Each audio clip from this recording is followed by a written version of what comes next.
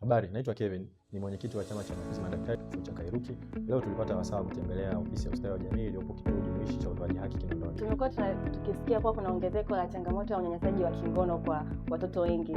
So hiyo changamoto tunaweza tukaitatuaje, na unaweza kutushauri ni nini kifanyike? Nashukuru kwa swali zuri. Kwanza kabisa unatakiwa usiogope.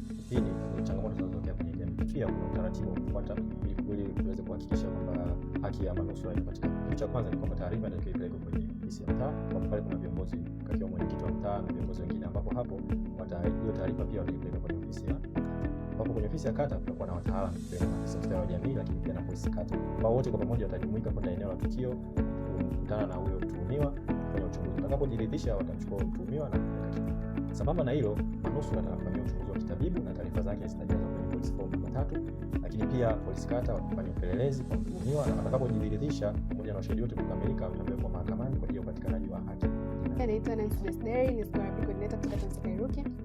Kuna uhusiano mkubwa kati ya unyanyasaji wa kingono na afya ya akili. Na hivi vitu tunaweza kugundua kwa watoto pale ambapo tutaangalia uongeaji wa mtoto, namna anavyoongea na wenzake, namna anavyocheza na wenzake, pamoja na tabia ambazo atakuwa anazionyesha kwa ujumla, kama anavyokaa, ongea, hasira na furaha pia mtoto pale anapozionyesha. Kwa hiyo ni muhimu pale tunapokaa na watoto tukae nao kwa makini, tujue namna wanavyoongea na namna wanavyohusiana na wenzao, ili basi tujue pale ambapo wamepata athari hizi za kingono. Kwa majina naitwa Leokadia Misana, Project Coordinator TAMSA Kairuki. Katika kuhakikisha kwamba tunapunguza athari za matukio haya katika jamii, kwanza kabisa ni muhimu elimu itolewe kwa wazazi, walimu na wanajamii kwa ujumla. Lakini pia watoto na manusura wa matukio haya inabidi wapewe msaada wa kihisia na kisaikolojia ili waweze kukabiliana na changamoto hizi. Kwa majina naitwa Nuru Salim Baruk, ni SCOME Coordinator kutoka TAMSA Kairuki, na leo katika kujifunza namna ya kuongea na manusura wa ukatili wa unyanyasaji wa kingono, tumejifunza pia kuwa kuna maneno ambayo tunapaswa kuchagua wakati wa kuzungumza ili kuepusha kuleta kumbukumbu ambazo zitawaletea maumivu.